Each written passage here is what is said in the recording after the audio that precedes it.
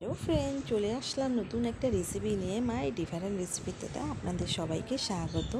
তো আজকে বানিয়ে দেখাবো হলো কচুর মুখী আর ডাল দিয়ে বড়া আর হলো আলু দিয়ে। তো দেখতে থাকেন, রেসিপিটা খুবই ভালো হতে চলছে। তো এখানে কচুর মুখী আর আলুটা নিয়ে নিয়েছি, সিদ্ধ বসিয়ে দেব। তো 500 গ্রাম এখানে কচুর মুখী নিয়ে নিয়েছি আর 500 গ্রাম আলু। তো দেখতেই পাচ্ছেন, প্রেসারে দিয়ে দিলাম মাপ মতন জল আর হলো বললে গলে যাবে। তো এখানে ডাল ভেজে নিয়েছি, খেসারির ডাল।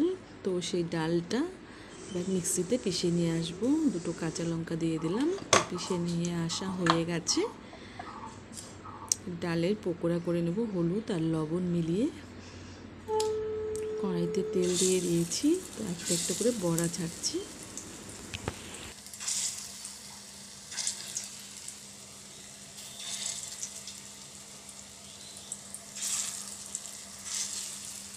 কিছু বড়া ভেজে উঠিয়ে নিলাম, তো আবার দিয়ে দিয়েছি। তো আবার উল্টে পাল্টে বাকি বড়াটা ভেজে নিচ্ছি।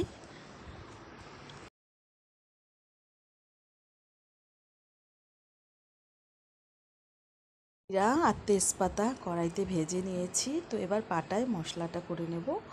আর কড়াইতে তেল দিয়ে দিচ্ছি, একটা শুকনো লঙ্কা, জিরা ফোড়ন দিয়ে দিচ্ছি কচু আলুটা সিদ্ধ করে ছুলে পরিষ্কার করে নেওয়া হয়েছে, সেটা কড়াইয়ের মধ্যে দিয়ে দিলাম।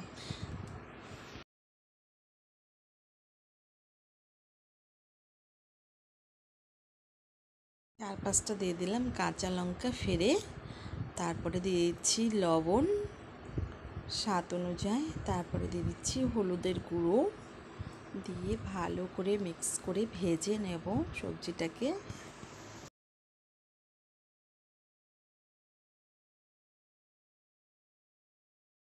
কাজু বাদাম আর লঙ্কা মিক্সিতে পিষে নিয়েছি। কাজু বাদামটা আর লঙ্কাটা বেটে নেওয়া হয়েছে, সেটা দিয়ে দিলাম। দিয়ে হালকা একটু ভাজাভাজি করে দিয়ে দিলাম হলো শুকনো লঙ্কার গুঁড়ো। শুকনো লঙ্কাটার গুঁড়োটা দিয়েও ভালো করে ভেজে নিচ্ছি। তো কষিয়ে নেওয়া হয়ে গেছে, এবার জল দিয়ে দিচ্ছি পরিমাণ মতন। জলটা অনেকটাই দিয়েছি, পাতলা ঝোল করব।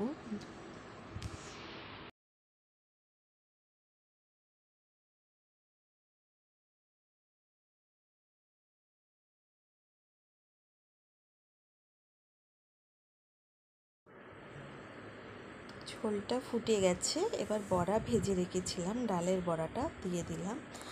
দেওয়ার পরে আরও 2-3 মিনিট ফুটাবো। ফোটানোর পরে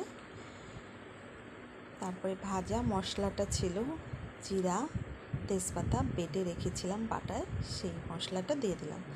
টমেটো রেসিপিটা রেডি হয়ে গেল, কিন্তু ঝোলটা এতটা থাকবে না, বড়াটা টেনে নেবে। তো এবার নামিয়ে দেব। দেখতে থাকুন রেসিপিটা আপনারা। আমার রেসিপি রেডি। তো দেখতেই পাচ্ছেন কত সুন্দর হয়েছে, খেতেও দারুণ হয়েছে। প্লিজ যদি ভালো লাগে থাকে একটা সাবস্ক্রাইব লাইক করবেন। নতুন